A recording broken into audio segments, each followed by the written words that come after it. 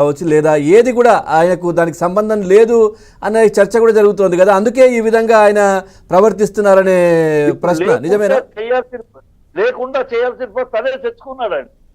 ఒక నువ్వు తాగుడు తాగుడు తాగుడు అట్మాస్ ఉంటే అక్కడ పిల్లలు నువ్వు ఒక ఇన్ఛార్జిగా కాలేజ్ తరఫున ఉంటే అక్కడ ఎదురుకుండా గెస్ట్ హౌస్ ఉంటే ఆ గెస్ట్ హౌస్ పిల్లలు ఊరు నుంచి వచ్చిన పిల్లలు ఊరు నుంచి వచ్చే వాళ్ళకి వాళ్ళు ఇళ్ళ కాకుండా కాలేజ్ ఎదుర్కొంటానే కాలేజ్ దగ్గరలో ఉండేట్టు ఒక ఇల్లు కట్టి అక్కడ కూడా నువ్వు నీ స్నేహితులతోటి మందు పార్టీలు మందు గొడవలు జరుగుతూ ఉంటే ఎలా ఉంటుంది?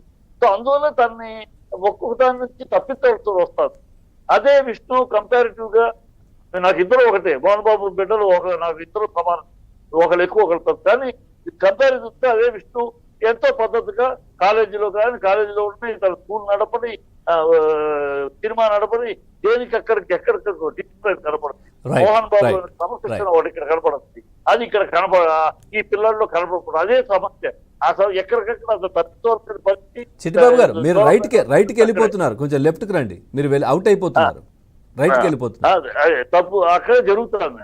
అతను వాళ్ళ ఎన్నైనా మాట్లాడచ్చు. పెళ్లి తర్వాత వచ్చి అతనిలో మార్పు వచ్చింది. అది ఎందువల్ల? భార్య వల్ల వచ్చిందా?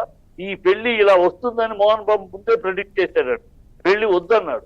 వద్దురా వద్దు, ఎందుకు వద్దంటే కూడా పెళ్లికి ముందు 7 తరాలు అటు 7 తరాలు ఎటు మొదటిసారి ఏదో తప్పు జరిగింది, ఇప్పుడు ఈ పెళ్లి అంటున్నావు.